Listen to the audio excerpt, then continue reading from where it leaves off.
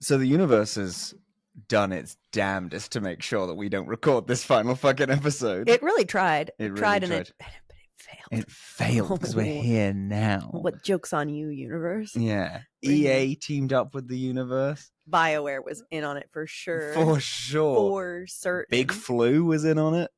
Big Christmas was in on it. Big wintertime illness cocktail was definitely in on it. Big Smooch might have had something to do with it.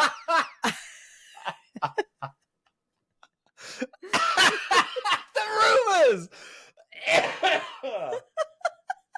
I just realized, not us. Not us, no. Just Big Smooch. Just TM. Just Big Smooch. Oh, I gotta be careful. Can't let the people think that we like each other. No, we don't. This is a professional business relationship. And it also wasn't us. Fucking hate you. I know. So I just want to say, yeah, we were planning to have this episode be like a big drinking episode where we get completely fucked and talk about Dragon Age. I wanted to, but we are crazy ill. Yeah. We're like getting out of the woods of illness, but the episode still needs to happen. Today, I think, was arguably the worst of it. You were passed out all day. I woke up I was like, I might kill myself. But a couple of hours ago, you were like, I'm ready to go out. Yeah, I got over it, but like this morning was the toughest. Yeah. This morning was hard. Yeah. Yesterday was the worst for me. Oh, yeah. But then again, that's also because I had to do shit. Today, I have a system in place. It's when I'm ill, it's just you gotta sleep. You gotta sleep aggressively. You just gotta push through it. Yeah, just sleep as much as possible. Well, but we have a glass of wine. I want to say, hey, listen.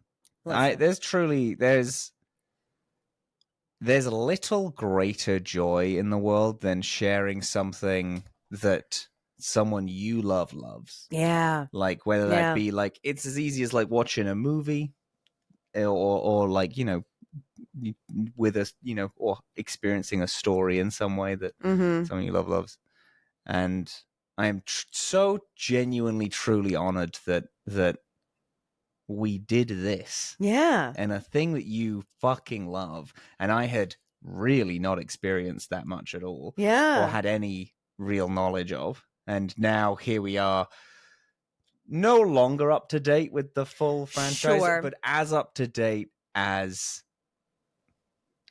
the world was when we started it. Yeah. And definitely, and you are. We are we're not at the same level. We don't have this. As I was saying upstairs, that I think I have about 20% of the knowledge that you do of this universe and franchise. And it's cool. It is I'm cool. glad that I'm here and Me too. I'm now fully done it. Because hi, my name is Robin. I have finished 3 of the 4 Dragon Age games. And my name is Dillin. I've played those 3 games a million times. Welcome. Cheers again. To Dorkspawn. To Dorkspawn. Really wild because it started because I had given up on you ever playing the series, but I knew I wanted you to play Veilgaurd when it came out.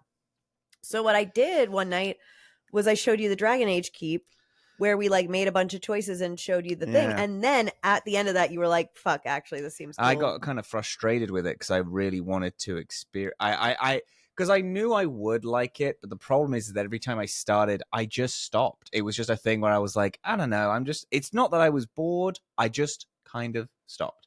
Yeah. And I was like, I need something to keep me going. Yeah. And it was doing this every week. Yeah. You have to play this amount of Dragon Age by next week.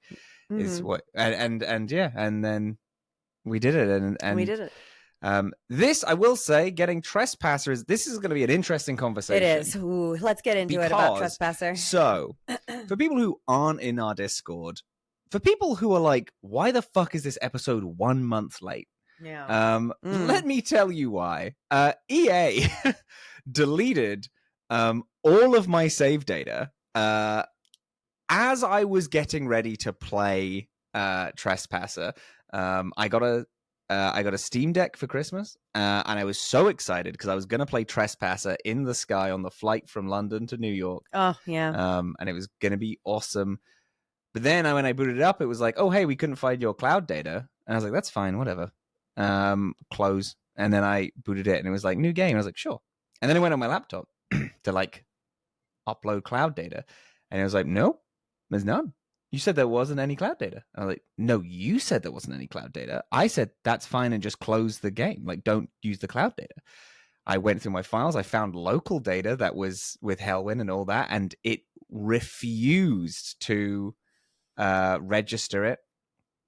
I was freaking the fuck out. I was searching and Googling, and people were like, yep, sometimes EA just decides to exclusively use cloud saves, and if it decides to register that cloud saves don't exist, it will not it just won't let you do it, and it will just take all of your data away, and you're just fucked. And I was like, cool beans. So I reached out to the Discord. I was freaking out. Callum and Raven both reached out to me and was like, hey, do you want to use my Xbox save?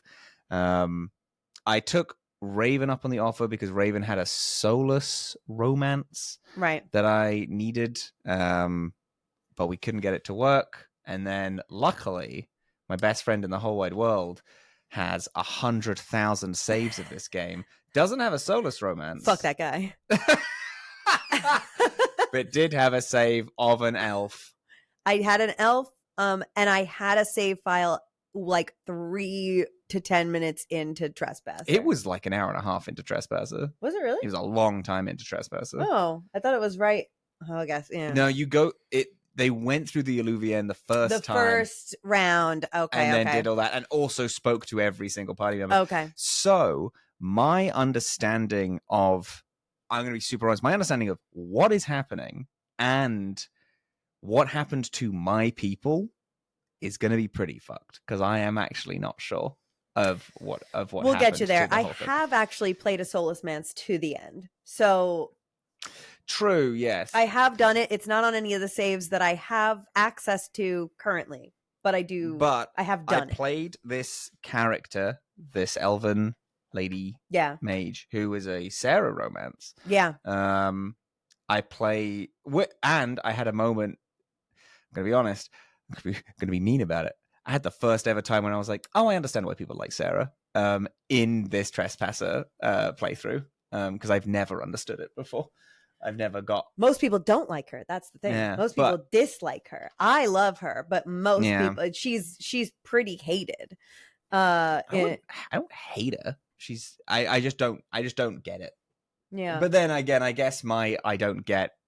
A lot of people are just like, oh, if I don't understand them, that means that I hate them, and then they go really hard with it. Whereas I understand that not everything is for me. Like I'm just with Sarah, and I'm like, yeah, she's fine. Yeah. I can't wait to hear about what turned you around. All right, so Trespasser.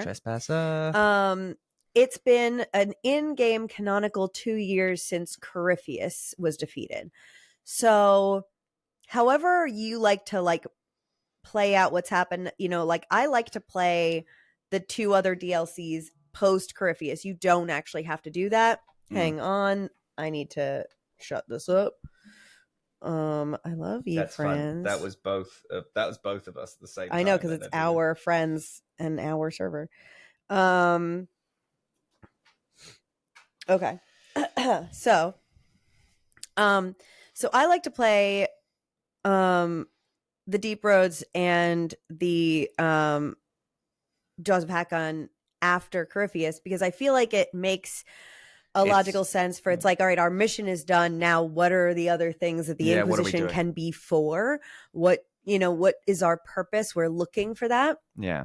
But then even after that, I kind of get the feeling that we do those things and now we still have the year. And so there's this part where I, as the Inquisitor, spend like a long time just bopping around, closing whatever rifts are still lingering out in the world, doing whatever little tasks I never got to, until the map just looks barren and empty and there's nothing left for the Inquisitor to do. And then And then I go to the Black Emporium, and then I make my Inquisitor look a little bit older. Yep. And then I make them look a little bit like weathered by the anchor. So I turn their irises a little green. Ooh. I give like a little bit of a green to like their scars and stuff like that. Like to just show that the anchor has like just been slowly corrupting them. And then you get called to an Exalted Council in Orlais, back at the Winter Palace where we went, years before. And this is to determine what the purpose of the Inquisition is, because now, to some fairness and also some controversy, the Inquisition was started to defeat Corypheus and close the holes in the sky. That's now been done, and now there's a military presence all over the world, with bases all over the world, with no clear purpose. And so I think that there's a lot of reasons why a lot of people would want that shut down. But Orlais doesn't want it shut down. Orlais wants to have control over the Inquisition. They want the Inquisition to like partner with them so that Orlais can kind of steer what the Inquisition does. Ferelden wants you to fucking go. Yeah. And so you travel there to sort of make the case for why the Inquisition should stay open. Although right off the bat, you're given plenty of opportunity to question that yourself, whether or not you should. Boss is pretty desperate to keep the Inquisition going. This is the only purpose that he's had in his entire life. So saying goodbye to it, as fair as some of the arguments might be, is pretty rough right off the bat. What about Helwyn? I think Helwyn is in a similar vein to Boss, is trying to find that purpose, and was like, oh, it's cool that it's like, is like believes in the Inquisition, because obviously they believe in the Inquisition. Yeah. The Inquisition has saved the world several times now. But is like believes in it, but is trying to find its purpose fully. Is like, yeah, we are kind of just bumming around and not really doing anything. It's like, yeah, I found out why it ended the first time, and I found the last Inquisitor, and that was cool. But fucking Solus is still just bounced on us, and at large, I don't know what's happening there. And then everyone has kind of left. So the thing that Helwyn really liked about the Inquisition, which is, I got all my best friends here, is just doesn't really exist anymore. Yeah. So Helwyn's like, she's just kind of doing it for duty's sake. Yeah. More than passion's sake. Yeah. So we get into the Winter Palace. All of our companions are there. Anybody that you, except for obviously Solus, is not there. If you had fucked up with anybody tremendously, they won't be there. But you're greeted first by Mother Giselle. And this is a really interesting thing, because Mother Giselle gives some version of this conversation to everybody, but I also romanced Dorian, so I got a little bit of it. Very good. But she gives this introduction, lets you know who's going to be there, but then she also mentions that Tevinter sent an ambassador, and that it's your old pal Dorian, and that she owes him an apology, and that she intends to do it. And it's actually a really good speech, because like you never get any resolution from that. Like we never kind of really talked to her about this at all. Yeah. After that big fight. Yeah. And I think it's a good wrap up where she's just like, no, I was wrong. He, took a lot of risks to abandon his home country and his ways to do the right thing and save the world. And now he's over there trying to make it a better place. Yeah. And I was fully wrong. Yeah. And that's pretty cool. It is pretty cool. A lot of people do a lot of cool things for you right off the bat. Vivienne insists that you have a spa day. Oh, that's good. I love the spa day. Love that. While she's having a spa day with you and convincing you to relax, Sarah is off in the background terrorizing the Winter Palace. Yeah, you could see her like jumping from pillar to pillar and being just like laughing maniacally. It's very funny. It's very cute. Varric, great one. You meet up with Varric, who's been in Kirkwall for the last year and a half or something like that. Yeah. And he has become Viscount. The Viscount. Because everything has been just shit in Kirkwall for years since the war, and he's essentially the only one that's stuck around and been a businessman and keeps helping and keeps flooding. He's turned the entire economy of Kirkwall around, we learn. And so he's there with the Seneschal, who was the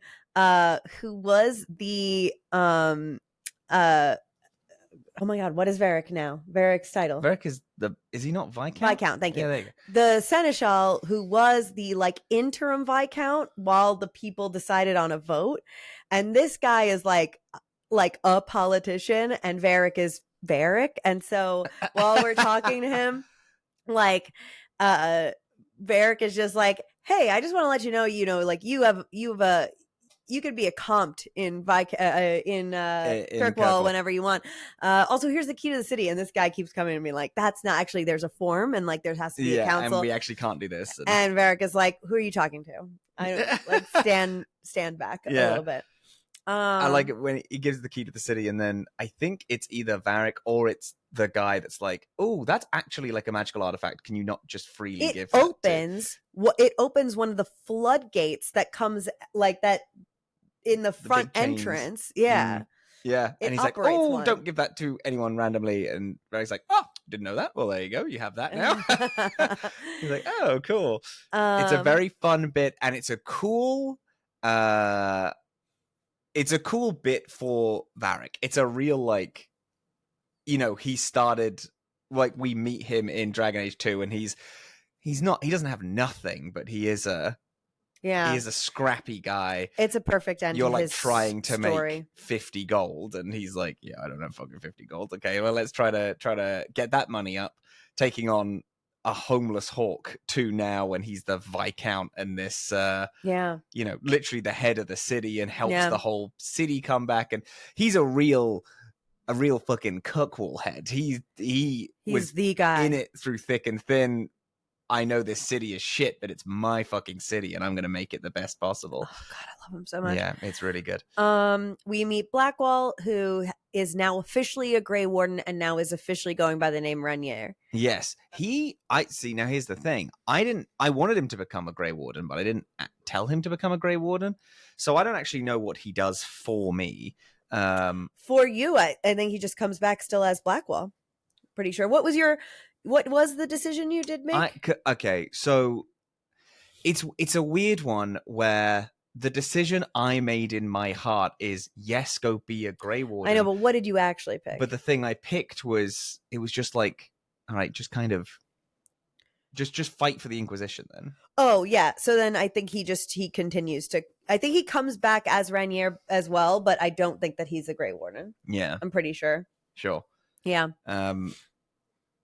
His one is fine. It's fine. It could be a little bit better, but he does talk about the fact that he's happy, he's redeeming himself, and he's like, yeah, and he's doing a lot to save people, and that is fun. And I do think he still didn't progress from the Orlais. Like, as soon as the Orlais and his storyline, his reveal happened, they didn't know what to do with him, so they didn't. And then this again is like, you kind of, nothing really happened with you. You just kind of are the same guy. Yeah, I needed like a little bit, a tiny bit more.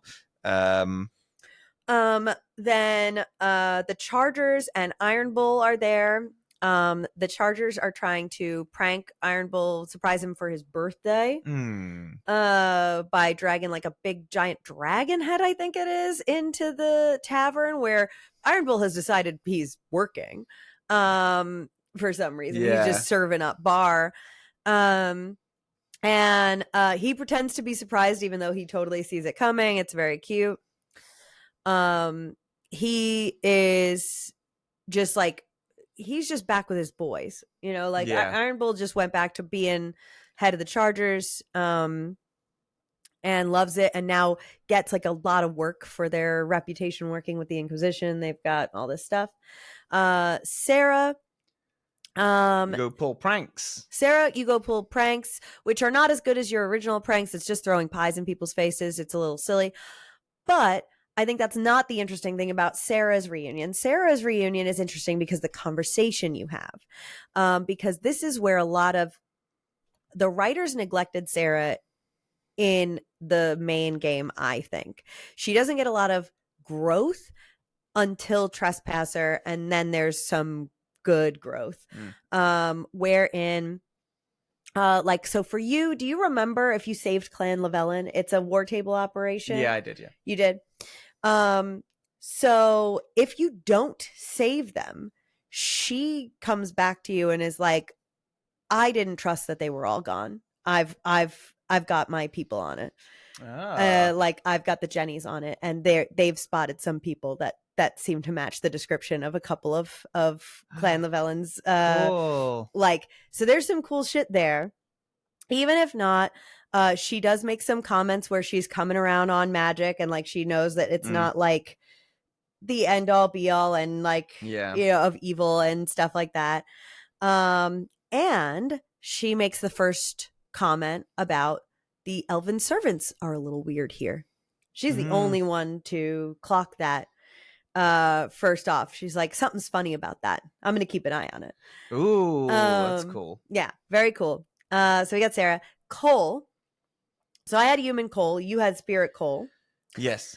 Human Cole falls in love with Meriden, the bard from our tavern. So, because the first hour and a half, I had to watch someone's video, and obviously they didn't have all the choices that I had. Yes. So I saw this. You saw that. I don't know what happens to Spirit. I haven't seen Iron Ball's thing.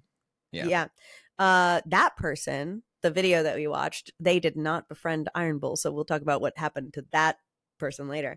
But for you, for Spirit Cole actually hooks Meriden up with a gentle-hearted like soldier that he meets in the tavern, I believe. Cute. And it's That's just nice. like he's soft just like she is, and like says something really sweet, and like and is just generally doing his same thing of listening and helping people. Yeah.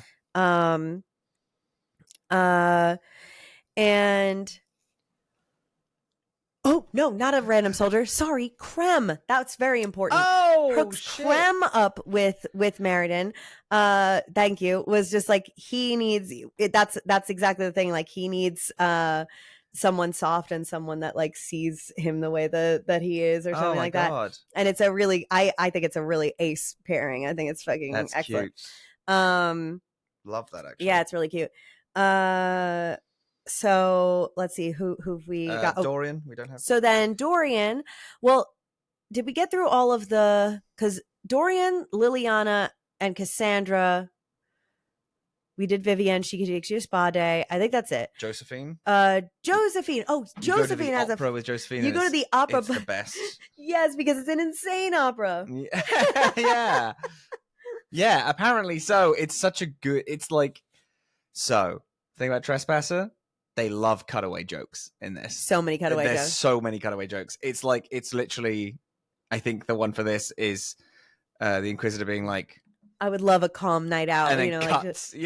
like bombs going off and like guns and fire. Josephine screaming as you sit there in horror and shock, and it's very funny. Yeah. It's very funny. So that's how we learn about what the opera is to the Orlesians. And Josephine's like, wow, what a relaxing night. Yeah. And you're like, oh my God. I feel like this speaks to who you are a little bit more. Okay. So then the other big three, I think for both of us, their roles were all the same. Cassandra is Seeker of Truth, right? Yep. Liliana is the Divine Victoria. Okay. Cass has a cute scene about being tricked by Varric, though, that I think is really cute. Yes. So actually, I did get this scene with her because she comes up to me and she's like, so I'm going to tell you a painful story. So here's what happened. I go up to talk to Cassandra first, and Cassandra is like, "It's so good to see you, my friend." And she's so cute and wonderful and perfect in every Love way. her. And then she's just like, "I just want to talk to you. Do you have a minute? I want to talk to you about relationships and love. And I want to sit you down. And marriage is a beautiful thing. And if it's what you want to choose for your life, I could not support you more." And she gives you this whole beautiful speech about how beautiful it is to dedicate yourself to someone else. And it's just utterly fantastic. And she looks at you and she's like, "You're not proposing to anyone, are you?" And I'm like, "No, I don't think so. I didn't necessarily plan to yet." And she's like, "I'm going to kill Varric." It's very good. It's very good. But I also was just like, but I had a thing where I was like, well, I might someday. Yeah. Like, so thank you. That was really sweet. And then I go to talk to Dorian. Dorian's talking to some other diplomat, and Dorian is like, "Excuse me, I see an old friend." And he comes up to me. Evil. Very evil. And I'm like, "An old friend? That's what you have to say to me after 2 years? year?" I guess it would be. I think for us, it's canonically 6 months that he's been in Tevinter. I think he says 6 months. And then he kisses me, and that's fine. Cool. Put a pin in that, though.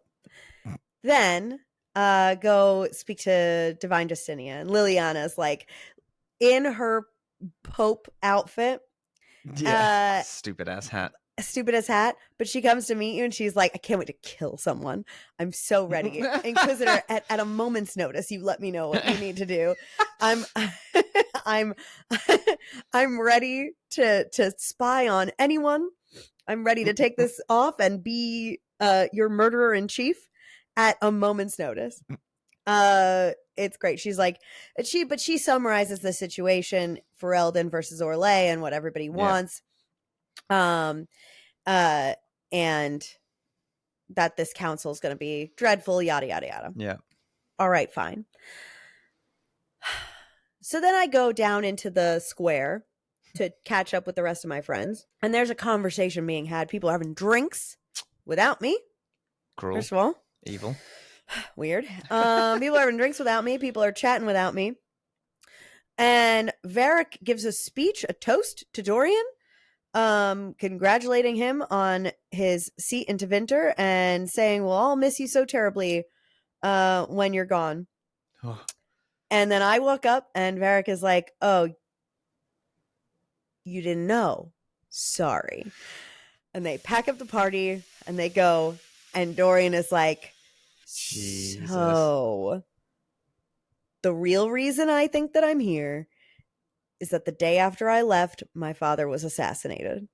And I need to take over his spot, which means I won't be coming back after this." And I'm like, "I'm so sorry for your loss, even though I know it was complicated and we hate him. But I'm still really sorry. I'll just come with you after this." And he's like, "No, you'll be a target. Like, you will be a constant target." And he says no, essentially. And he's like, "I'm sorry, I have to do this without you. I have to make my country a better place, and now I really have a chance to." He also tells you that there are a couple of the other people in Tevinter that he's found that are like-minded, that want to do away with things like slavery and want to kind of, kill this hierarchical system wherein, like, the one with the most access to blood magic controls everything. Of course, he's referring to love of my life, Myvaris Talani, who is only really mentioned in the books. Okay. But she's a trans woman in the leadership council in Tevinter, who teams up with Dorian, and they become love that. Yeah. And the two of them become like part of the resistance within So that's like a real mixed bag. It's like, okay, wow, so you've been gone for 6 months and now you're not coming back after this and whatever. But then he gives you a sending crystal, which is like a little locket with a crystal inside that he has the other half of, and you can communicate instantly across long distances. So you'll be able to chat. Say hi. Yeah. Yep. So rough. So I was Bad. like, That oh, sucks. so I had this really romantic like conversation. I'm like, wait a minute, maybe I will get married. Yeah. Maybe that is in the cards. Maybe I should go. And then it's just like fucking fucked over. Yeah. Holy shit, that's tough. Rough That times. is tough. So now it's time to start the actual council, which is just going to be a shit show. They're all going to tear into us about the Inquisition, except we get like nowhere at all. The council starts and then it's immediately called into a pause because Liliana needs to show us something very awful, which is a fully armored dead Canary somewhere on the premises. Yeah. And then we follow some like trickles of blood on a trail and we find a functioning Eluvian. Yeah. In the room that you can't get in on your first visit to the Winter Palace, or I couldn't get in. Yes. Yeah. So I was like, oh, it's always behind this locked door, and I never knew what was behind it. Yeah. Yeah. And you go through it, and then you're in the crossroads, which Morgan had taken you to very briefly in a cutscene. Morgan's Crossroads looks crazy different. Morgan's Crossroads is just a series, like hundreds of thousands of other Eluvians. This is an adventure theme park. This is far different. This is rocks and waterfalls and floating things. That looked different for you than for me. I don't know if you clocked this or if you ever brought Sarah along. I think she comments on it too. Oh, I did bring Sarah along at some point. No. But... For elves, this place looks colorful and like has like all this color and brightness to it. For anyone else, it does not. Whoa. It is like a gray place. Whoa. That's crazy. Yeah. Yeah. Oh, I got to look up pictures of that. Yeah. That's insane. It's cool. It's a cool little detail. And I think Sarah comments on it at some point with the right combination of people will be like, what are you talking about? This place is, you know, like beautiful. Oh, that's crazy. Because in the Morrigan cutscene, it is gray and foggy in just a million mirrors. Yeah. Yeah. Yeah. I'm just seeing it from her perspective.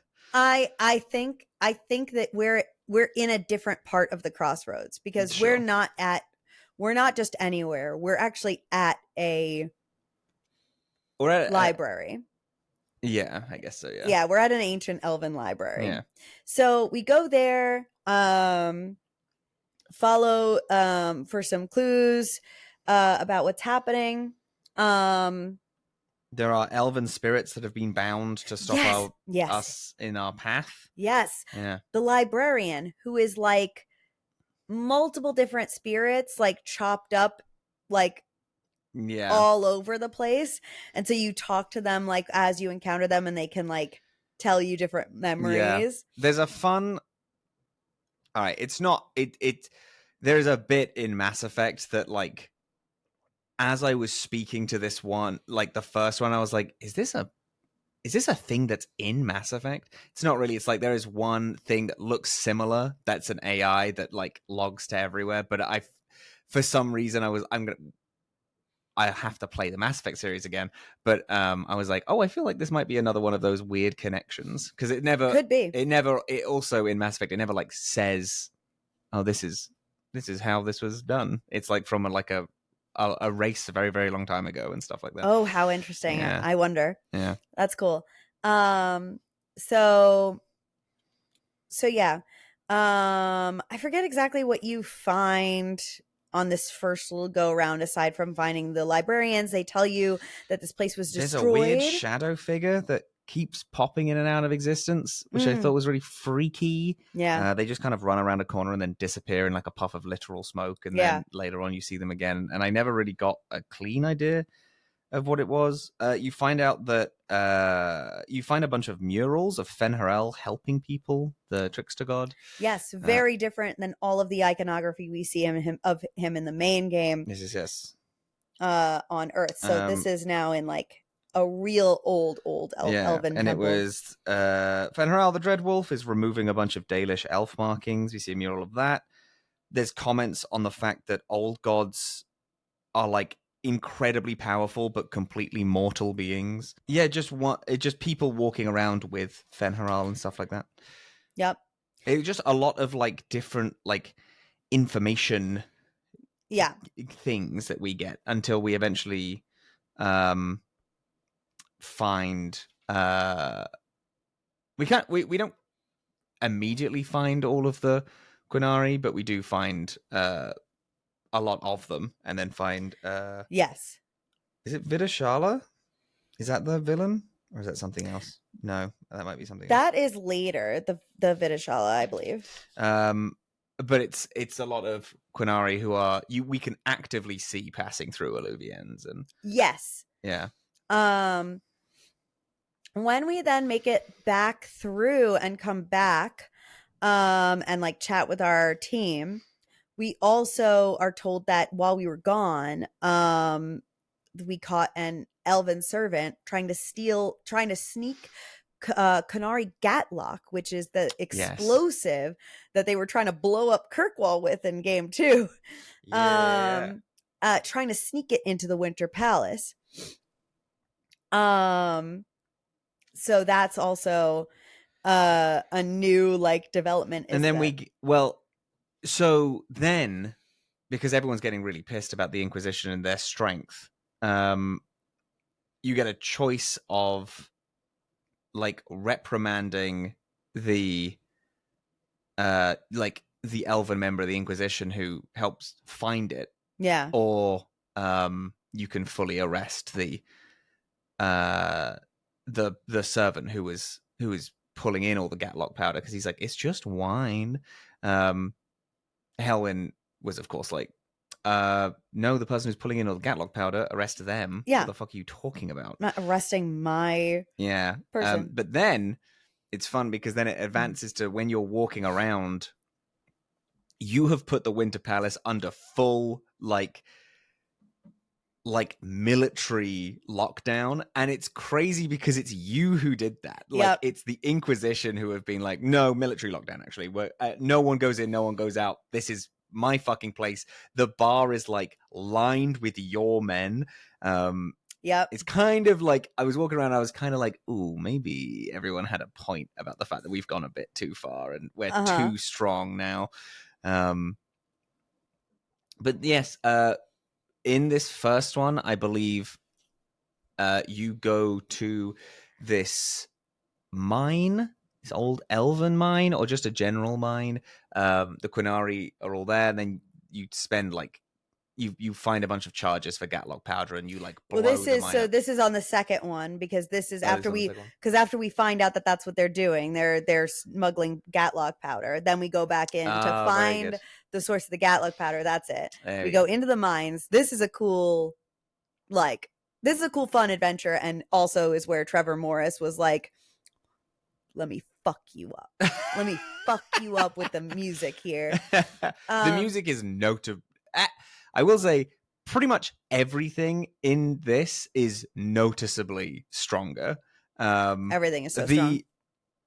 The voice acting and back and forth between everyone is fucking outstanding in this, in Trespasser. I will also say the voice, like the companion dialogue in Dragon Age, the main game, is always a little weak in just the wandering around, but when you're on a quest is always really strong. Yes. This is like a very extended long quest where like all of the dialogue is very intentional and very good. This one is notable though because it includes the Inquisitor. Like the Inquisitor is also consistently commenting and doing fun quips and little jokes, and like they're having cutaway gags, and like I think because we briefly talked about this, where I was like, oh, because I had made the comment where I thought that the female Elven Inquisitor voice acting is like slightly weak. And I was like, in Trespasser, she's fucking awesome. And it's been 2 years, and then she came back and did it again, so that must be why. And you were like, well, it also, this has a lot of direction. I and you can do feel I it. do think a lot of in the main game, I think a lot of where she sounds weak sounds to me like she didn't know the context of what the line was. And Yeah, and that it reads. sounds the inflection sounds weird because it sounds like she's responding And to I something believe different. that this game was made before the first voice actor strike back in like for sure. 2010, 2009, which a big part of their thing was you have to kind of tell us what we're doing when we go into the booth. Yeah. And they got that, I think. And Yeah. you can tell because she's so fucking She's strong. so strong. She's yeah. so strong throughout this whole thing. And it's just very fun, and it's all very charming. Like, I think that adding the Inquisitor into the fun back and forths, it just adds a stupid amount to like who they are. And yeah, it was just very, very good. Yeah. Also, this was a bit when I was like, oh, I understand why we like Sarah. We go into the Fade, and Sarah starts freaking out about the fact that she's in the Fade. But then she's like, you know what? I'm not scared because I've got my girl with me, and you can't touch me because she's here. And because on that playthrough it was a Sarah romance. Yeah. And I was like, oh, that's so fucking cute, actually. Yeah. And she's like, I am scared, but I've got my girl, and I don't care. My wifey is here. Yeah. And I was like, oh, that's actually awesome. You can marry Sarah. There are a few people you can actually marry in if you start this and you have that conversation with Cassandra and you're romancing someone. Sarah is one of the few people that you can actually get hitched to. And it's a very cute wedding. She has a very cute line. Before we go back to the Canary mines with the Gatlock, did you happen to find Sandal's camp in the library? No. So we haven't heard hide nor hair of we haven't Bodan, Fedek, or Sandal in this game. First Dragon Age game, not to mention them. In Trespasser, you can find his journal at a campsite tucked behind one of the walls of the library. And it's multiple entries that say just the word enchantment, but with different exclamations and different punctuation that like change as they go to being more like alarming. And I don't know if we ever talked about it. In 2, there is a chance that you can get some dialogue out of Sandal that isn't the word enchantment. Where he just stops talking with an inflection and goes flat voiced and basically says that one day the magic is going to come back. Everything is going to be as it was when he rises. Oh my God. And then that's it. Oh my God. That's the end of it. He just delivers. That's in Dragon Age 2? In 2. He just delivers a prophecy and then goes back to enchantment. And yeah. And so Sandal's been here in this ancient elven library that was destroyed when the veil was put up. Sandal's been there. Sandal apparently lived there.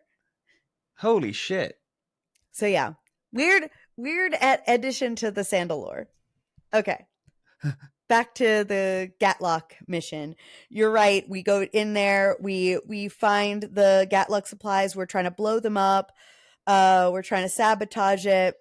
In doing so, like eventually, like the place starts to flood. Yeah. And you have to run your ass out of there and like fight your way out of there as the water is rising and the music is going fucking crazy. It's so good. Yeah. It's great. So that's round 2. Yep. And then I believe round 3 is like trying to track the Canary to what they are chasing. The Canary are fighting something we figure out that isn't us. Oh, wait, does the library not come after the mine? Well, it's both. So we go to the library the first time, and then we go to the mine, and then we go back to the library, but we really get into it. But we really now. get into it. Yeah, Okay. Yeah. Well, that means that I think you get no, yeah, you go to the library and then after you get back. Liliana says one of my favorite lines, and then I have written that it's the best quote from all of Things Happens Here. Right. So now partway through this, your hand starts to, like, we've seen it happen a couple of times in the series where the mark on your hand starts to like react to the holes in the sky in the main game. Yeah. But when they are gone, then it stops happening. But now, as we start traveling through these Illuvians, it's like your hand starts reacting. The closer that you get to these elven artifacts that you like, these really ancient elven magical artifacts. And at points it gets so heavy that it starts to discharge magic all on its own, basically exploding part of your hand in the process. And it does this in one of your outings. And then when you come back, you meet up with Josephine and Cullen and Liliana and Cassandra to like recap what's going on. And they're all like making demands on you because the council is pressuring Josephine whenever you're not there. Yeah. They're like, Josephine has to keep trying to explain why you're not present at this council that like is explicitly your fate. And Liliana wants us to get to the bottom of this and clearly wants to, take action, and Cullen wants to fight. And it's like everybody is pressuring you, and then your hand does that thing again in front of all of them. Yeah. And it like brings you to your knees, and then you have a couple of dialogue options. And I'm going to look up what exactly mine was, but you chose the one that I predicted you would choose for Helen because she's fucking so fed good. up now. 1 sec. I need to search for the actual full quote because it's so good. So the quote that I had Helen say at this point was, damn it, we save Ferelden and they're angry. We save Orlais and they're angry. We close the breach twice and my own hand wants to kill me. Could one thing in this fucking world just stay fixed? Which is the coolest shit ever, and is delivered so well. It pretty immediately became my favorite quote of the game,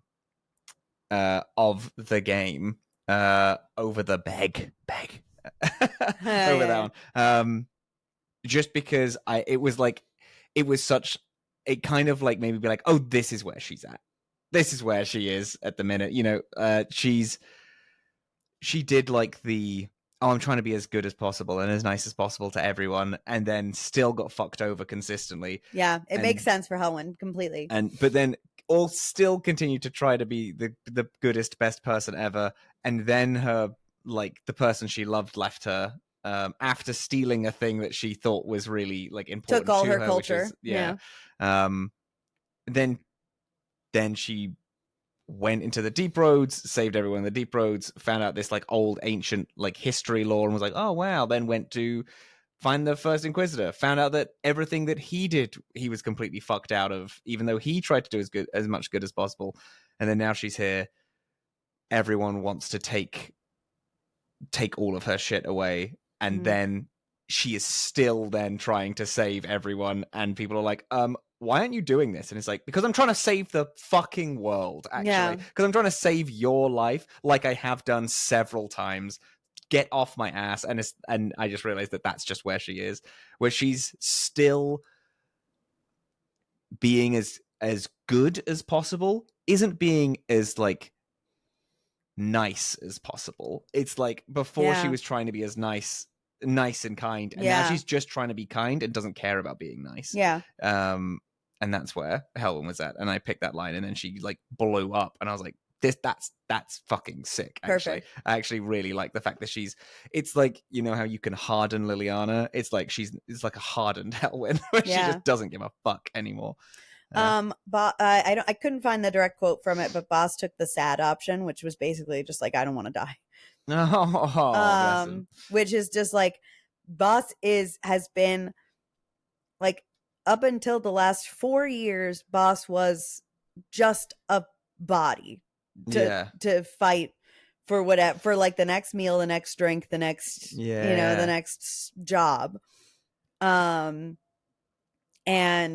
found the Inquisition, found purpose, found like friends, found like a home where he belongs, and now like and has still been willing to do everything that it takes to kill whoever and fuck whoever over and do whatever to make sure that the Inquisition wins and that we save the world and we do the damn thing. Now it's all coming apart. He's losing everything. Dorian's leaving. His hand's trying to kill him. He just doesn't want to die. Bless him.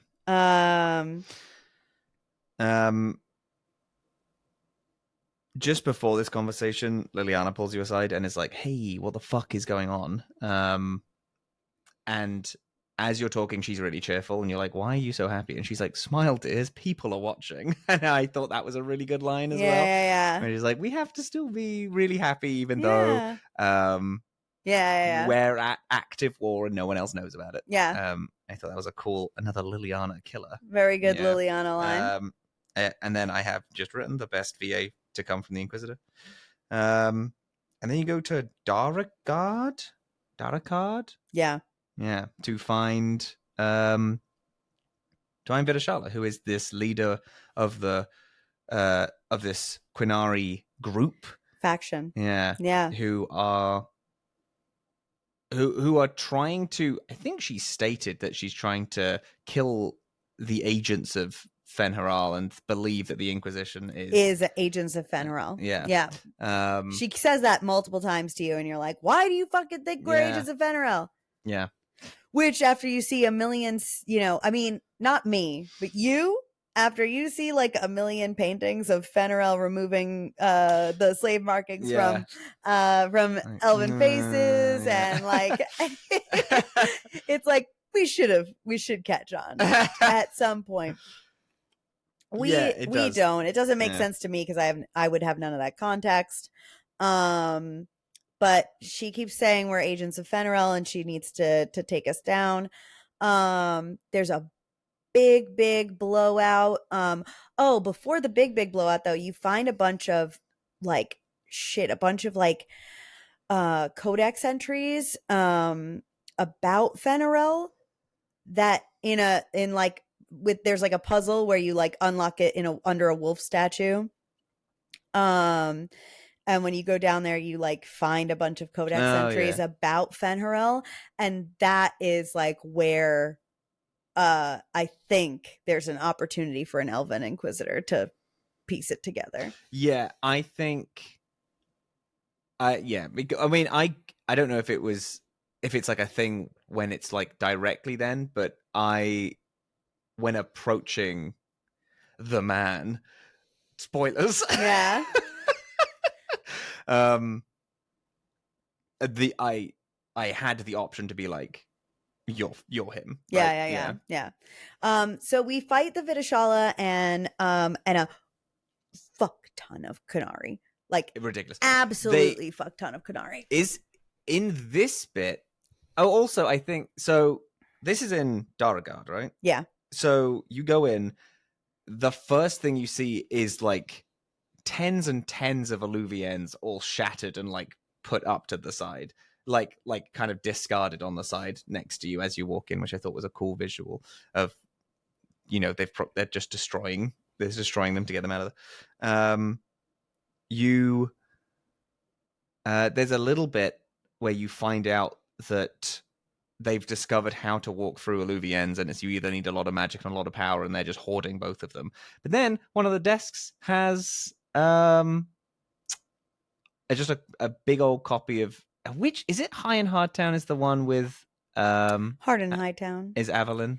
Hard and Hightown is the Rome. Yeah. Because you just see a big copy of it on someone's desk, and I thought that was funny. Yeah. I had Varric with me, and I was kind of hoping I'd be like, oh, look at that, can't get away from it. we're in this old elven ruins, and we still find a copy of your fucking book. I canonize that it's because Solus reads it, and so Solus, that would be very funny. Yeah. Solus brought it with him. But yeah. And you go. You fight them. A couple of them get away. You still are. They're also building this thing called Dragon's Breath. Yes, it's very important. Yeah. That keeps getting alluded to. Dragon's Breath. So then we have to keep following them through. Deeper. I think you might be able to go back one more time. It's a little fuzzy for me on how many times you go back and forth. But on the very last one, we're going through to find Dragon's Breath after we kill as much of the Qunari threat as possible. You're following these Qunari through and following all these like clues to Dragon's Breath. I mean, honestly, the fights in here are brutal. You get a couple of like Hail Mary last minute armor and like and stuff like that.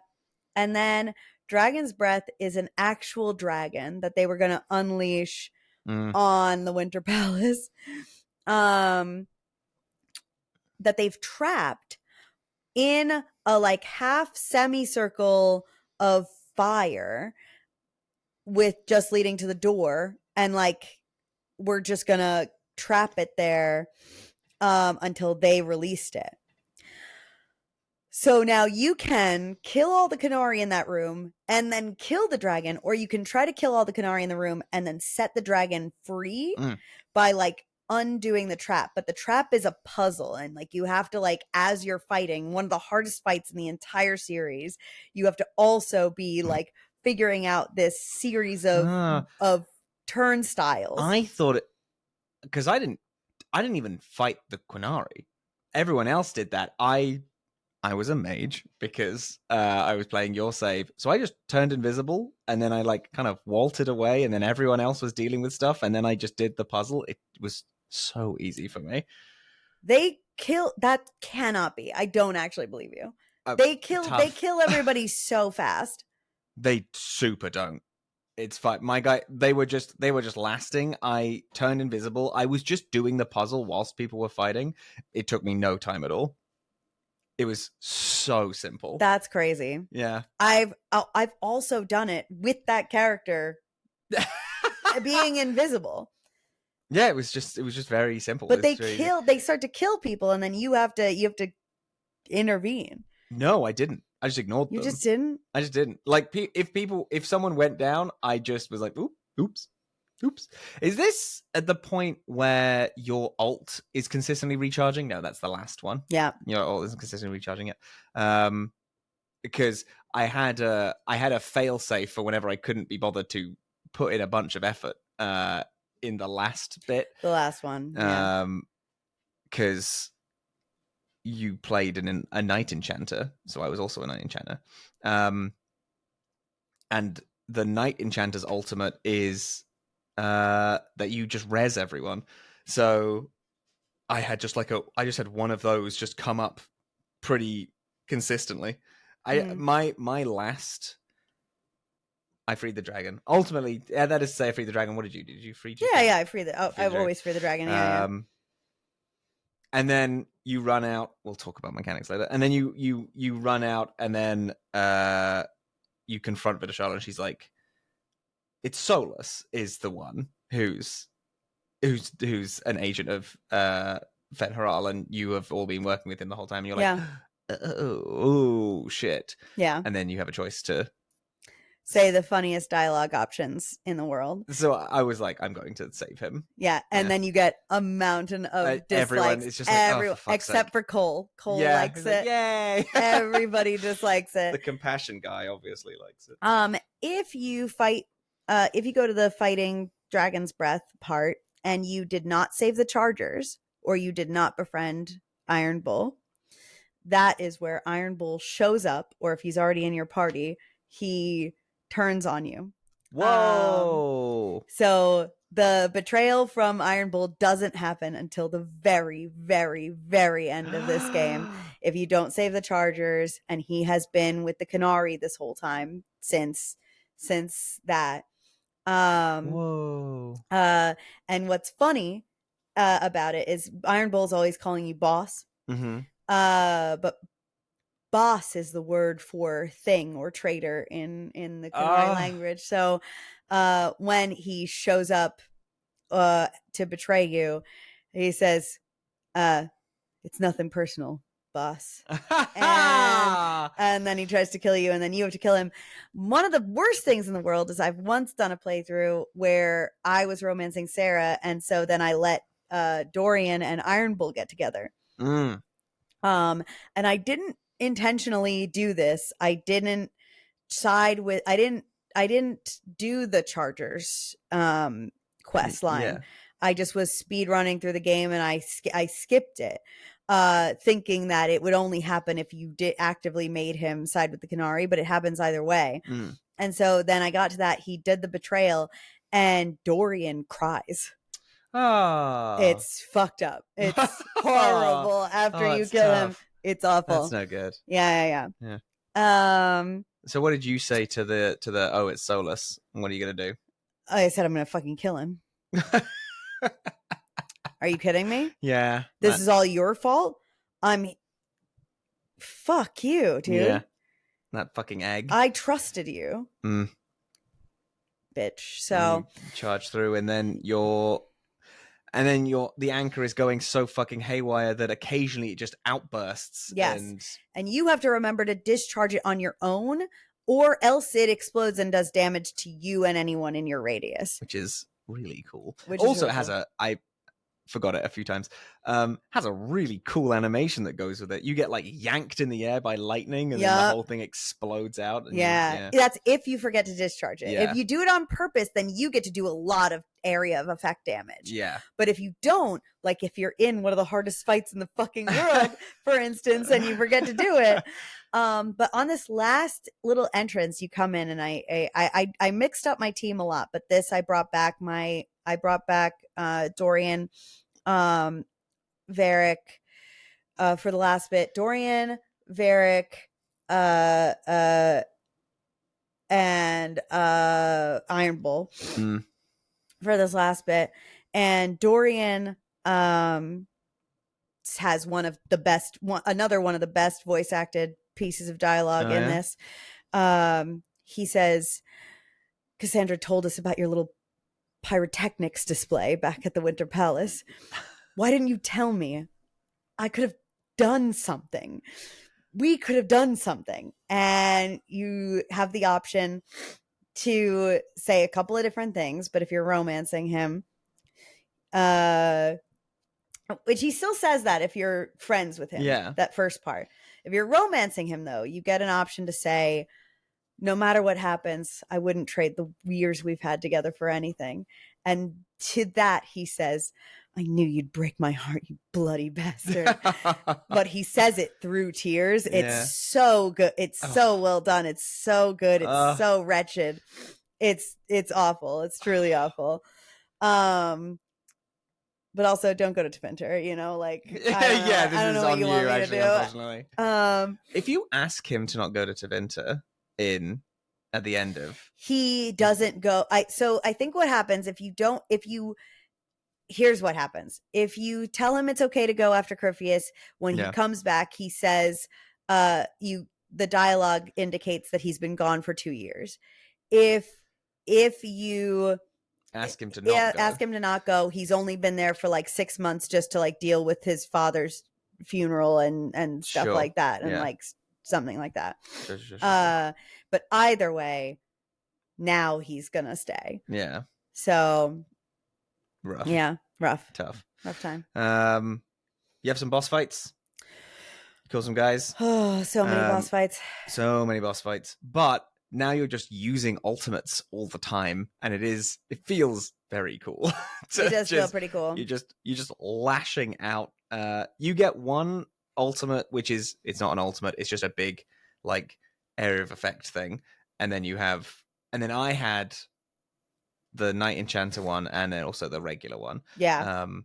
The regular one remains to be my favorite because it's having that at 2 charge is just the most delicious thing ever. I would just put it down if I was like, oh, there's a lot of guys coming through a portal, whoop, and then they'd all turn into dust, and it's the best shit ever. Yeah. And then I had the one where in the final fight, in what is essentially the last boss fight of Trespasser, with this stupid magical giant Qunari mage, he like keeps switching elements that he is attuned to, and he has like, it's a whole thing, and it is very fun. And then he starts opening up rifts and shit. It's very cool. He is tough though. He's tough. He's tough. I have never once beaten him without everybody in my party being face down in the ground. I lost the first time, but the first time I lost, I was up for... The reason why I lost is because I spent the last 2 minutes of the fight. Everyone would go down.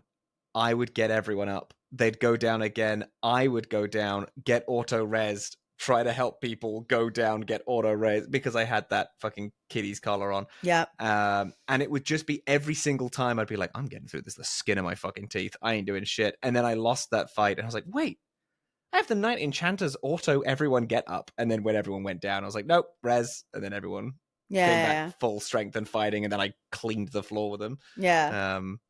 But he was a tough fight. He's a tough guy. So everybody else, the Vidishala and everybody else, the last few Qunari, they go through the last Alluvian, and then they tell the what's the Qunari? Begins with S. Cerebos. They tell Cerebos to kill you. You do that fight. Then when you do that fight, you go through the Alluvian alone.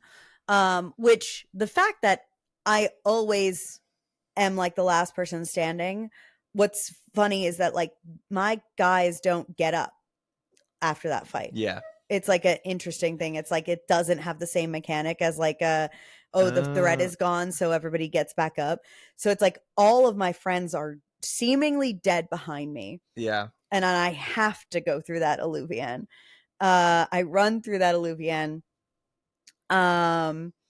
And you see that all of the Qunari that went through, except for Vidishala, have already been turned to stone.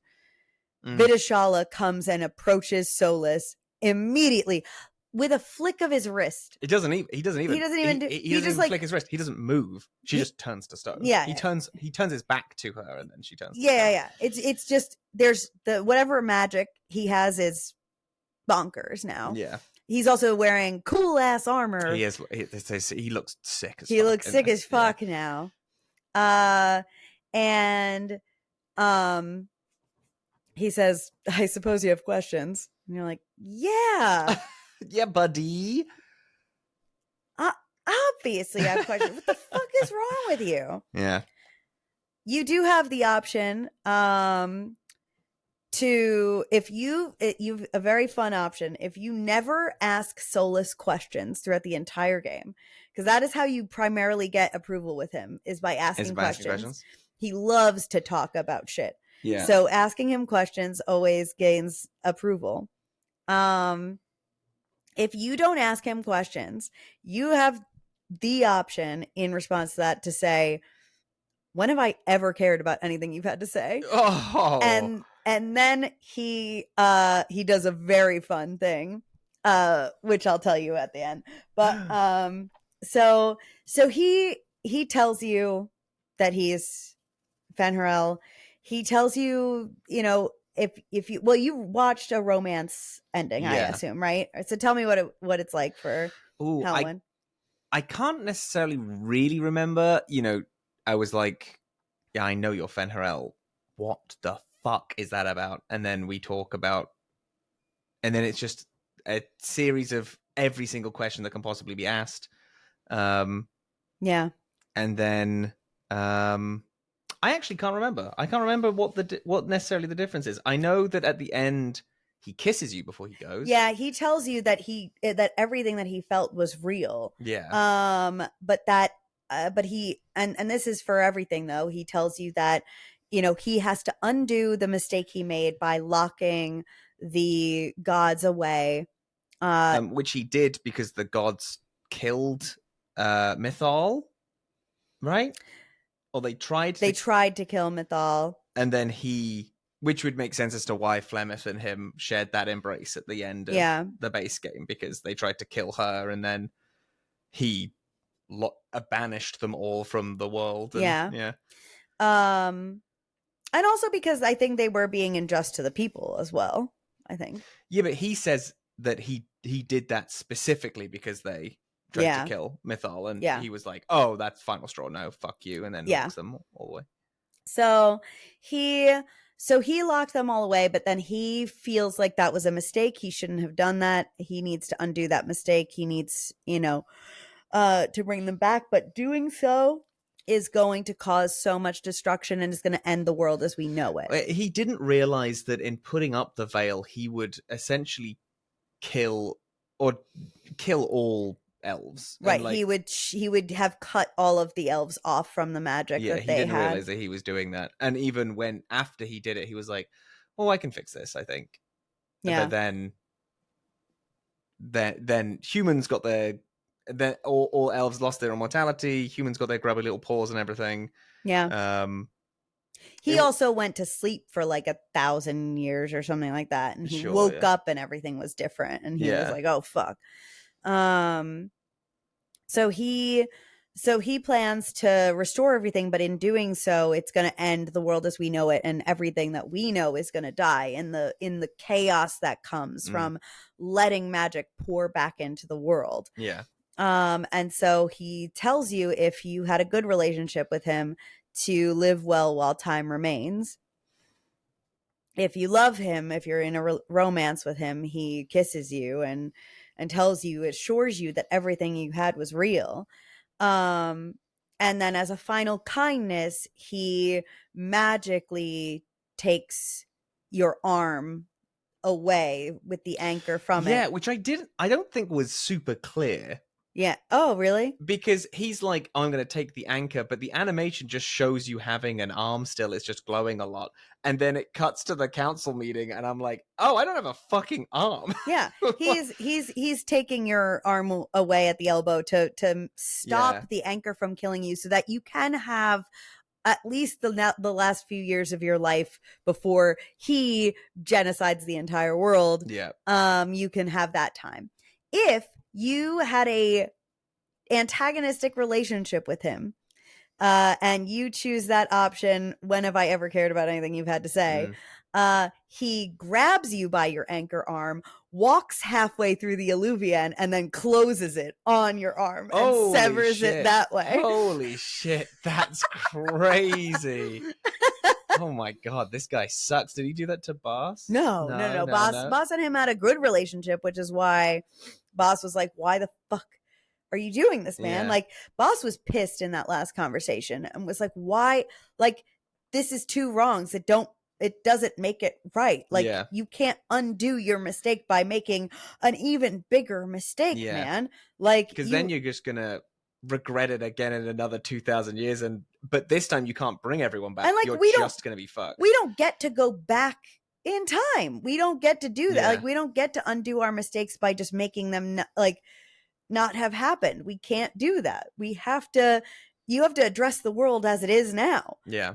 Fucking idiot. Yeah. Dumbass bitch. Helen had all the oh, I'm going to save you options. Yeah. But all the I'm going to save you with the caveat of, if you prove to me that I can't, I'm going to kill you. Yeah. And it's like, don't make me do that, because he's doing the same thing of because there's the option of you can either decide to try and get Solus to come around, or you can say, I'm going to fucking kill you then. And Helen was like, I like, this isn't going to work. And then he's like, I hope that you can prove me. I hope that you're proven right. Or like, I hope that you can prove me wrong and all this. Yeah. Because it's like a thing where she's like, I will kill you. Like, I've done it. I've done so much. And it's like, I will have to do it because you're also saying that you're going to have to kill me. So either one of us is going to die, but I'm going to try to make it so both of us live. Was her big final. I said, I won't let you do this. I straight up will not let you ruin the world. Yeah. I've fought so hard to make a world that's decent for me to live in. I'm not letting you do this. Yeah. Not happening. Then he takes your arm, which is a kindness because it was going to kill you. So you're not dying anymore. You go back to the council, and then you have a decision when you walk through the door. You are able to say the Inquisition is fucking staying, or fuck this, we're done. We tried to help. The Inquisition is disbanded. Yeah. What did Helen do? So it's specifically the Inquisition stays, but then has to work in Orlais and be under the thing of Divine Victoria. Yeah, Liliana. But that's Liliana, so yeah, exactly. Yeah. So it'll be fine. No, Helen was like, no one. I when I started this, no one thought I could fucking do it. And no one thought I could close the breach, and everyone thought I was worthless. And then look what I've done now. I'm just going to do it again. So I disbanded it, and I disbanded it with the words, which are another great line of, like, the Inquisition is over. I have a world to save again. And then she fucking throws the book down and then storms out, because she's like, fuck it. I don't need massive amounts of armies. I need my 5 good friends, and I'm gonna do better than any of you will ever do. Yeah. And that was her. I thought Helen would keep it together. That was my second prediction. I thought Helen was going to keep the Inquisition together. It was a possibility that I thought about, but I thought with how angry she has been over everything, the fact that they're like, she's like, I actually can't be bothered with all this fucking politics. Like, this isn't what I'm here for. I didn't need all of that when I started this, and if you're trying to force me to do it, I'm just going to do it again. So fuck it. Yeah, okay. Yeah. I'm literally just going to take, my 8 best friends, and we're going to go into a basement, and we're going to convince God to not destroy us all, and eventually you're going to come begging to me anyway. So yeah. For Boss, it was he did disband. This whole journey was him figuring out that he does have a purpose, and that he has a purpose that he can do in a way that once made so much sense to him. He doesn't need to do it in this way that he has become accustomed to over the last 4 years, but his skills before this were never politics, were never armies, were never big leadership. It was mercenary work. So now he is back to being like in a group of 12. Yeah. And he can do that well. But now he has a purpose. It's not just taking random jobs. He has a goal. He knows what he has to do, and he knows how to do it, and he's going to be good at it. I think a lot of Helwyn's thought is people are like, oh, you're going to lose all your power and contacts. And she's like, yeah, but my main contact is my boyfriend who's trying to end the world, and I can do that alone. So I will literally sit in my bedroom, and I'll keep calling him until he picks up the phone and is like, hey, where are you? I need to talk. And then that's how I'm going to save the world. Yeah. And she used to be a hunter. She didn't want this life ever. And now she's saved the world and is just angry with it all. Yeah. So decided to bounce. That's my gal. That's it. Then we get more end title screens. Oh my god, you have the cutest thing in the world, which is the Varric gives Cass another book in the background. Yeah. And I just love their that's friendship so cute. so much. He I gives love her it. like the next edition of Hard and Hightown. Because they're best friends, even though they will yell at each other all the time. They both love each other so deeply, and they're the two which I'm like, they're actual mates in this. They're yeah. They're so cute. I love the pair of them. Me too. Sarah, I forgot to mention, does also formally invite you to join the Red Jennies. You're able to say if you're interested in that. I did, of course, because that sounds so appealing to Boss for sure. Yeah. You leave the Inquisition and then immediately join the biggest thieving network in all of the world, and it's like, see, I'm fine. Yeah. Imagine like you're in a network of like servants and like pot washers and stuff like that that are just like fighting up against the big guys, and then like one day you learn that the guy that used to run the biggest like military organization in the world is one of you, and like comes and like hands you a note one day, and you're just like, did you come here unnoticed? It's like, yeah, I have my hood on. Your horn's covered in that hood, buddy. Is your giant crossbow arm because you've been made a crossbow arm by I believe it's by what? Dagna. What? Yeah, in the end credits card, if you join the Red Jennies in particular, you get an image that your arm has been replaced with a prosthetic that is just a functioning crossbow. That's fucking sick. I didn't know that. That's awesome. And Dagna, who is Sarah's wife now, in my playthrough. I wonder if I didn't get this option because I married him. Married Sarah. Oh. You still would have gotten the option to join the Red Jennies, but you have to verbally tell Sarah you agree to do it. Oh, the save started after I couldn't speak to anyone anymore. There you go. So, Josephine gets her has a nice life with her family. What else? Well, Josephine, again, I don't actually know what was picked. Josephine starts like a trading company. Yeah. And then that's has right. a whole one of the people that she like had assassinated, one of those family members, comes to you and she's like, and they're like, I'm not even mad. That was really good. Do you want to join? And she's like, yeah, okay, go join shipping vessels. And they all live an honest life. That's if that would have happened in your playthrough, but in mine, I skipped that part. We didn't do like the favors and stuff like that. We just destroyed the contracts. Love that. So then Dorian, I get a cute one where Dorian, I mean that would be for both of us, but Dorian goes back to Tevinter, works hard within Tevinter's politics to make it a better place, and is like really making progress and working like so hard.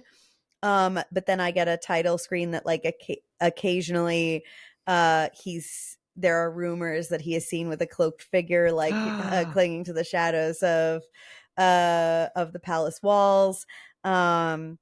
Regardless, he is known to find strength in the Inquisitor, speaking through the crystal all the time. But we get that additional one of like, yeah, and I do sneak in from time to time. Oh, that's cute.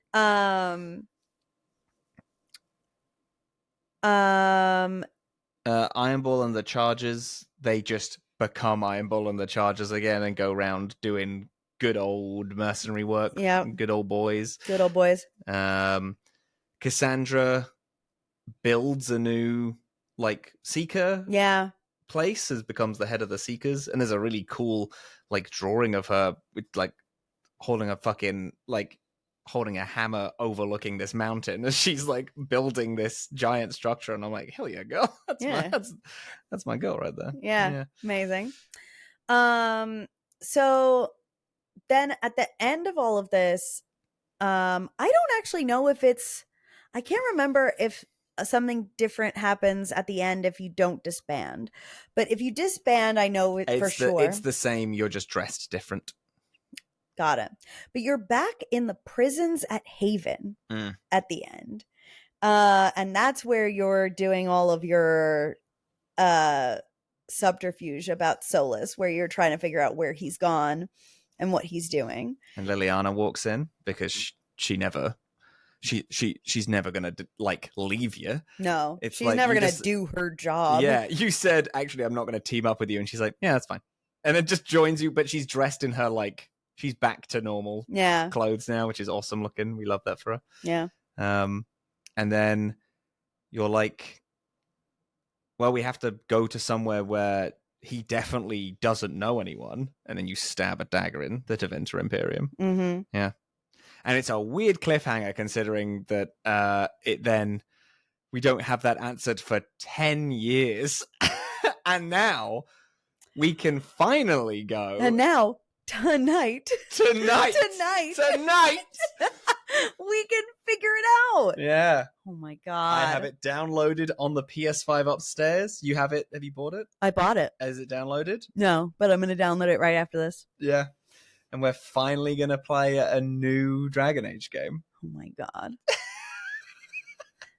Trespasser and Inquisition overall, final thoughts. I sunk the most amount of hours into this by a country mile, of course. Yeah. Of course I would have. I really liked my experience of being a rogue. I've now been a rogue, a fighter, and I've been a mage. Yeah. Dragon Age Origins mage, still, you can't beat it. It's just the best feeling class in the world. Genuinely, I think it's one of the best feeling things I've done in a video game. Tell you what, though, Artificer feels fucking sick, and we do love that. I did like it. I liked the exploration. There were a lot of moments in this where I was like, oh, this is some of the best that the games have ever been. And we really love that. Overall, I don't know where I rank it in terms of the three. Trespasser, I think, is possibly the best Dragon Age, full stop. It's so good. The best experience. Good. And I say that having no idea what my canon run is, because I just couldn't experience it. And even whilst I was playing it, I was like, this is the best Dragon Age has ever been.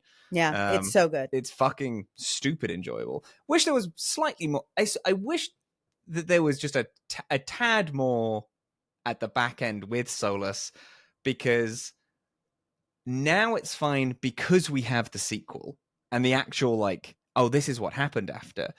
But I can imagine if we had played this last year before Dragon Age, the Veilgaurd was announced, I'd be like, and that's it? That sucks. I would have been mad about it. Well, there have been periods of time where I'm just like, that's all we're getting.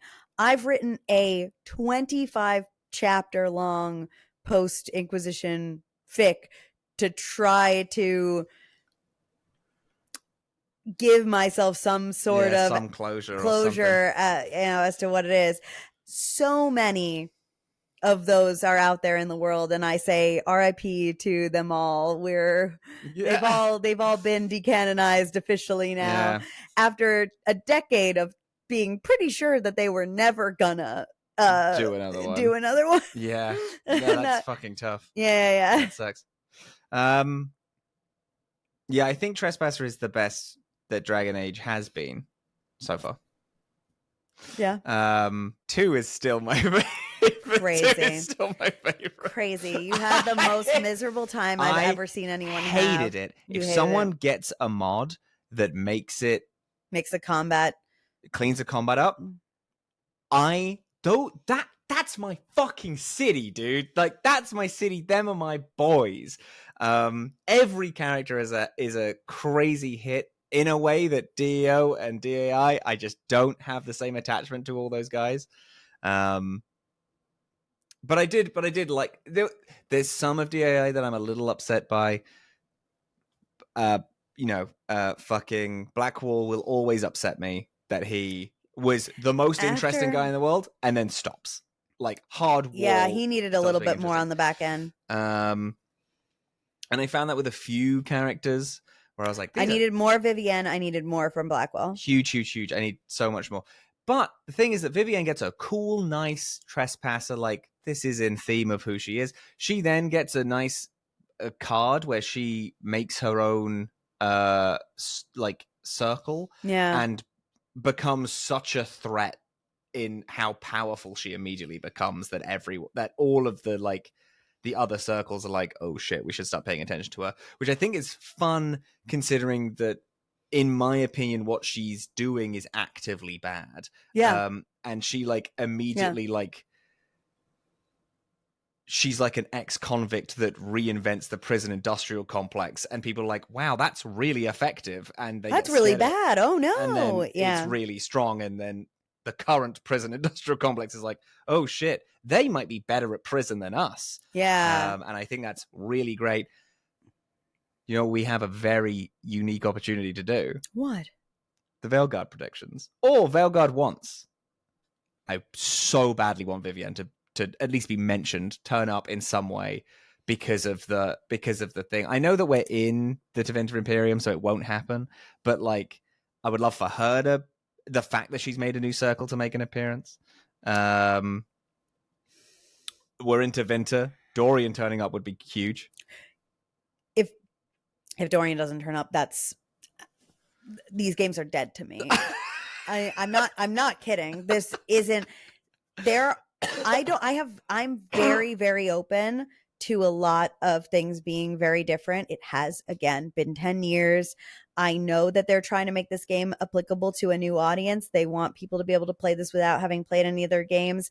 I understand that I am not going to find a lot of the things I want in this game. I'm very open to it. If Dorian's not there, this is stupid. Why did they even do this? Yeah. I want the Antivan crows.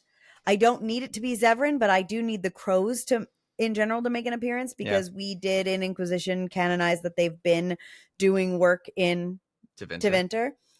And I kind of get annoyed with Dragon Age in that, like, a lot of times we keep creating new factions in every game, but we never like see the continuation of the ones that they've already.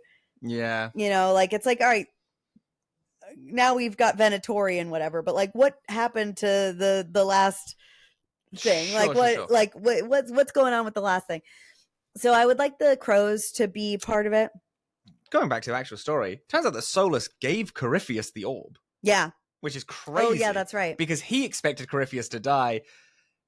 It shows that Solus is a fucking dumbass. Because when Solus woke up, he was not powerful enough to use it himself.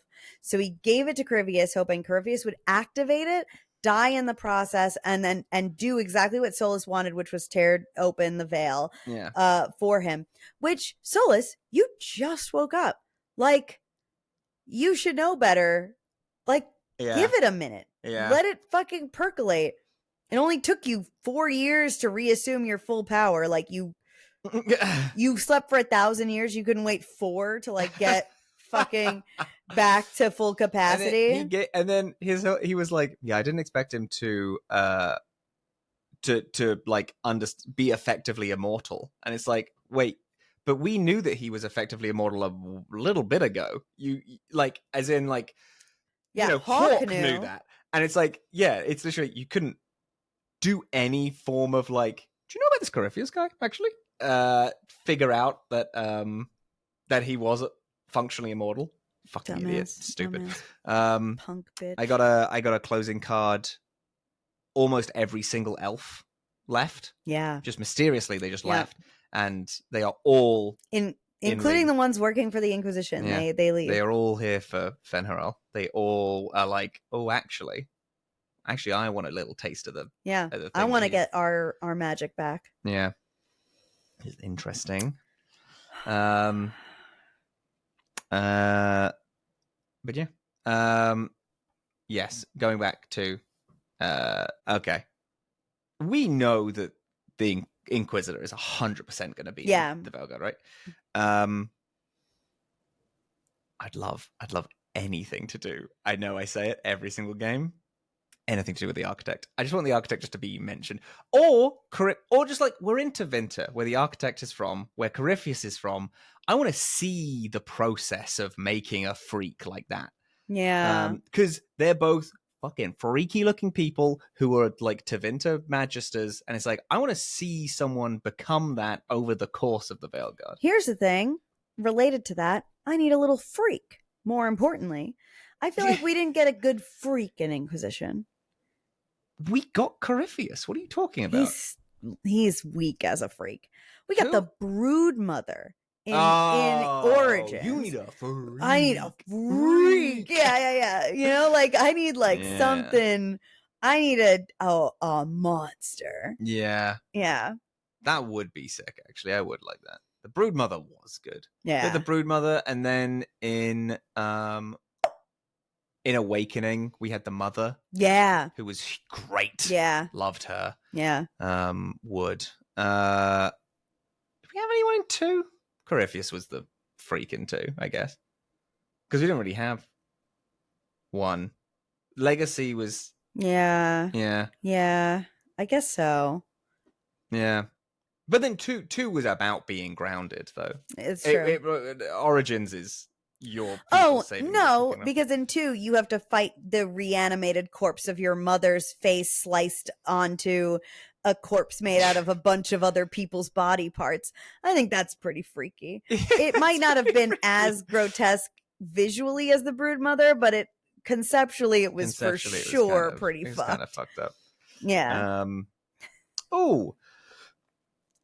When going into the mines in Trespasser, we see a guy who said that he was in Kirkwall, fought alongside Meredith. Is he in 2?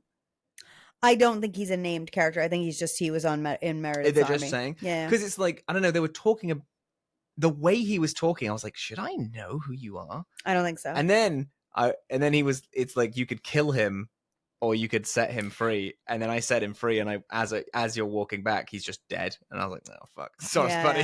That's tough. Yeah. I think it's more like the other thing in Inquisition where you meet that guy at Haven the first day who's just like, yeah, I think what Loghain did was right. It's I was there on the field with Loghain, and he made a good call as a leader. It's like, I miss that guy. He was cool. Yeah.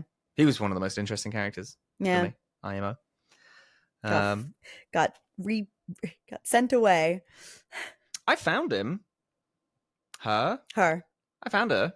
She's just working in Skyhold still. She's just doing her job. Yeah, just not a public facing one. Yeah. But she's like a little pissed at Josephine, but is ultimately fine. Yeah. I'd love to see Josephine. Okay. All right. Who do you think will be back? Dorian will be back. I think so Dorian, the Inquisitor, we should have a third of the... Cullen better be fucking retired. That boy better be... At the end, it says that... I mean, it says that if the Inquisition needs, he'll pick up his sword again, but he is functionally retired. Yeah. I think he is. I mean, he better be done. I mean, he must be done because they're not going to work with that voice actor. They're not going to work with that voice actor ever again, but they could recast him. They've done it before. It's like, whatever. But like, as a character, though, he's done. The man has been in all 3 games. Like, let him rest. Wow. I'm not lying to you. I just got weirdly emotional because I was like, Alistair. Nope. Oh wait, no. Alistair is alive for me, but he can't come back. He can't come back. Yeah. Hawk's dead. Yeah. R.I.P. I think. Well, Alistair could make an appearance. I think Harding doesn't count. We know that Harding's in it. Yeah, we know Harding's in it. Varric, we know. Flemeth will have to make an appearance. Yeah. In some way, shape, or form. Yeah, we know Morrigan's in it. She was in the first. She's in the trailer. She was in that's the right. First trailer. Yeah. I would like the old haunts is the thing. Like, Morrigan's in all of them. And Morrigan's not in all of them, but she's in. She's not in 2. No. But, Liliana I'd like to see again. I think I would be okay with hearing from Liliana and not seeing her. Sure. Because she is the divine. Yeah. And we're fully in a continent that has a different divine. That's true, yeah. So I don't think that we're going to see her, and I actually am fine with that because they have a fully different church in Tevinter. Sure, yeah. So her showing up there would be a pretty fucking crazy. Yeah. Yeah. And also there are so many different versions of Liliana that you can end the game with. She could be not the divine. Right. She could be the divine. She could be hardened, softened. Yeah. So I get that. I still would like to hear from her in some way. I want the crows for sure though. Yeah. I want the crows. I want Dorian. I want to meet Mevaris Tilani. If we don't actually get her in the game, I appreciate that we have some trans representation in the books and stuff like that. She is the first, because I think even before Creme was written into Inquisition, I think that she was the first trans character written into the series at all. We're in her city where she is supposedly fighting alongside Dorian to make this place better. If we don't actually get to fucking see her, I'm going to be a little bit pissed about that one. I am going to be a little pissed. Yeah.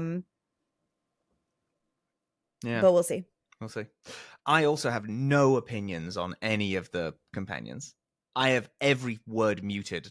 I have been remarkably unspoiled. Yeah, I know genuinely nothing about. If it wasn't in a trailer or in the character creator, which I've seen a lot of. I've seen a lot of the character creator screens and videos of people making characters, which is fine. And I've seen the trailers a bunch of times, but that's it. Yeah. That's it for me. So I'm remarkably unspoiled.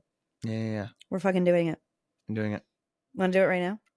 I am going to do it right now. Yeah, I'm going upstairs and turn on the PS5. You need to download the game. I'm going to download it and then I'm going to go join you. Are we going to do it at the same time? We're going to sit next to each other and make our characters? Yeah. We don't know what our chapters are. We're going to look it up.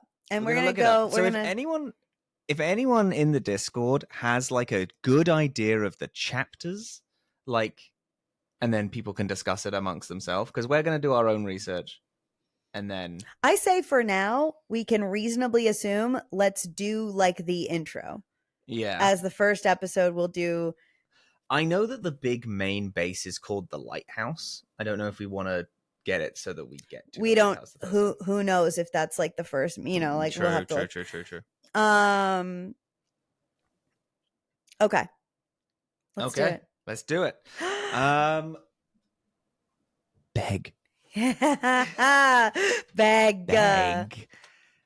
Beg that we succeed, for we have seen the throne of the gods, and it is empty. The last time we're doing that. Oh my god. Oh my god.